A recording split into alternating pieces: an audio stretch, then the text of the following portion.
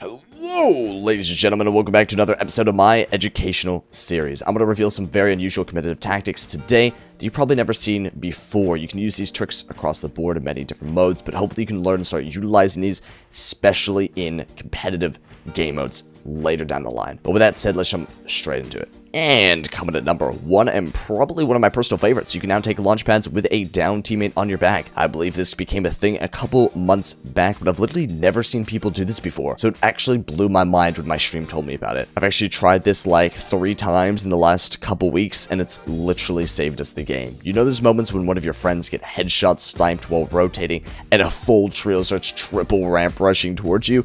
All you have to do is place the launch pad, pick up your down teammate, and hop right onto it. You can easily reposition to a place where you can pick them back up and get situated again. And coming in second, you can actually see when a player is editing a build by simply holding up your schematics and looking at it.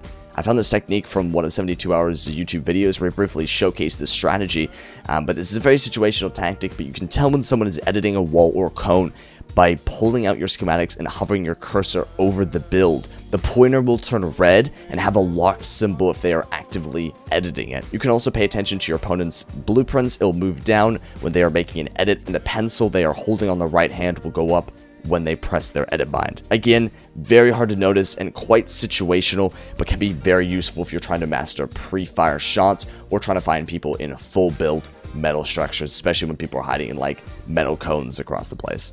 Coming in next, I wanted to explain the versatility of the charged shotgun, a weapon that the majority of Fortnite players look down upon. But I think we should give it a chance here. Last week I made a video about a simple trick to utilize this weapon, and I basically explained how deadly the charge can be if you're using your scroll wheel down or up to instantly fire your shotgun. Using either double tap or scroll wheel actually makes the shotgun shoot faster than any other shotgun in the game. Aside from the insta shots, they'll start dominating in your tournaments by utilizing the full charge capabilities of this weapon. You can bait out shots with a hissing noise by full charging, pulling out your pickaxe, then quickly swapping back to your charge, and scroll wheeling or double tapping to deal some unexpected insta damage to your opponent. Some other fun techniques: you can actually open doors while holding charge on your weapon, so prioritizing door edits could be your lifesaver in a box fight. It also does mass amounts of damage to walls, especially if it's fully charged. So next time you're staring at someone through a wall with a full charged shotgun, just shoot the damaged wall and jump in or replace it with your own. I doubt players would expect you to use your fully charged shot just to take a wall. But with that said, guys, the charged shotgun is an extremely versatile weapon. Give it some respect and start practicing these techniques in creative fill or against your friends. You can find the charged shotguns in the BHE map in creative, which is the one I normally use, so head in there and practice against some respawning opponents as well.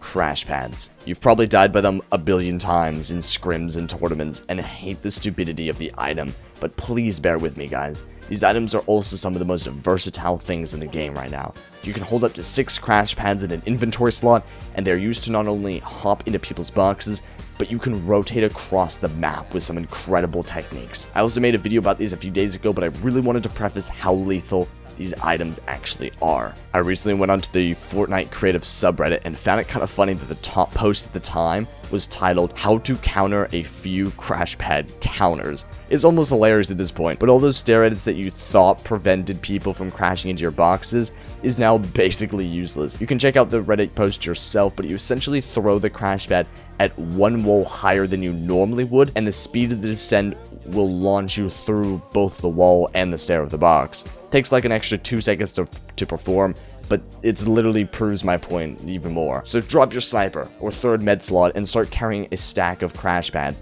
They could just save your life or give you a free kill in a stacked endgame, trust me. Some other fun tricks we have as well. We have the ability to edit a wall or build at least 1 tile away, as long as you're holding out your schematics. Normally, if you're trying to edit a wall, you have to be much closer, but if you're holding out your schematics, you can literally edit from at least a tile away and put your enemy in a very awkward situation. Personally, I haven't effectively utilized this trick in game as of yet, but I've seen a few people pull it off and had no idea it was a thing.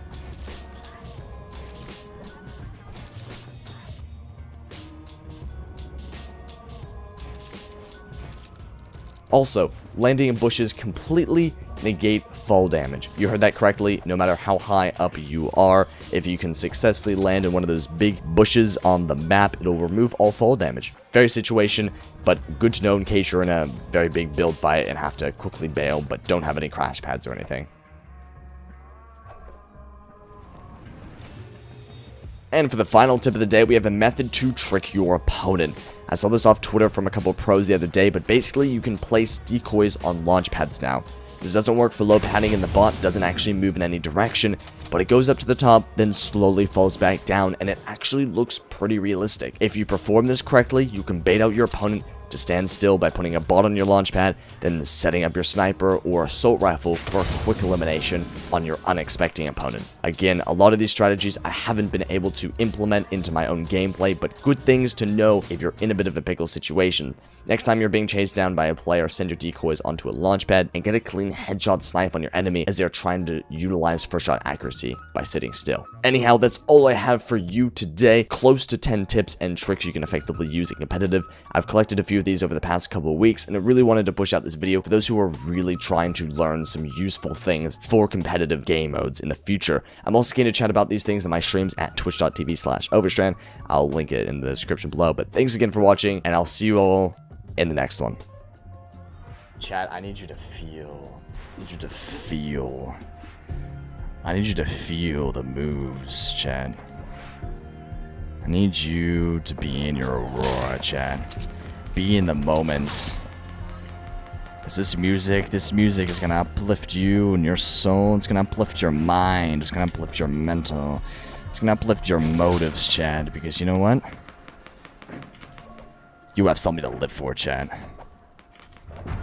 And it's right here. So don't stand. Just simply fall.